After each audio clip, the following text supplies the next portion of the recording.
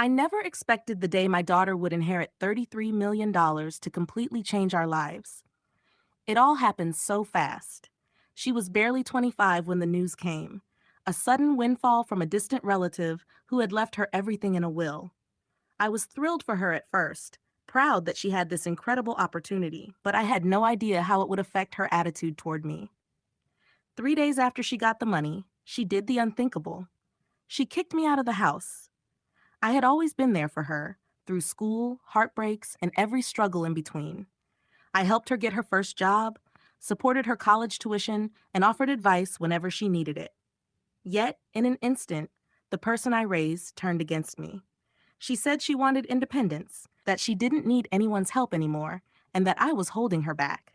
Her words were sharp, cutting, and I felt the sting of betrayal deep in my chest. I packed my things silently, stunned, confused, and heartbroken. I wondered if I had failed her somehow, if I had done something to push her away. I spent the next 3 days in a small motel, eating takeout and trying to process the sudden emptiness of my life. The house felt strange without me in it, like I was no longer a part of the life I'd built with her. But then on the third day, everything changed. My phone rang, and it was her. My heart skipped a beat as I answered, unsure of what to expect. "Dad," she said, voice shaky and quiet, "I need your help." I was speechless. After everything, she wanted me back.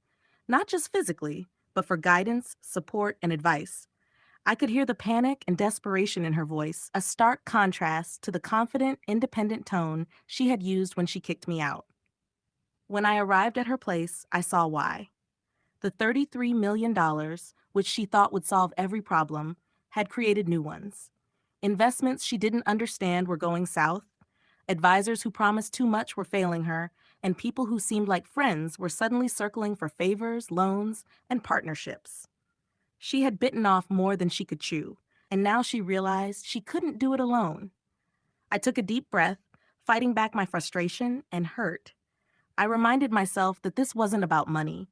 It was about her learning the hard way, about realizing the value of experience, wisdom, and the people who truly cared for her. I guided her through the mess, helped her sort her finances, made phone calls, and counseled her on how to manage the sudden wealth responsibly. Slowly, she began to understand that independence didn't mean isolating yourself from the people who love you. Over the next few weeks, our relationship began to mend.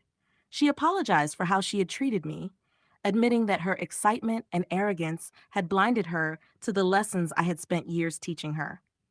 She realized that money could buy a lot of things, but it couldn't buy wisdom, guidance, or unconditional love.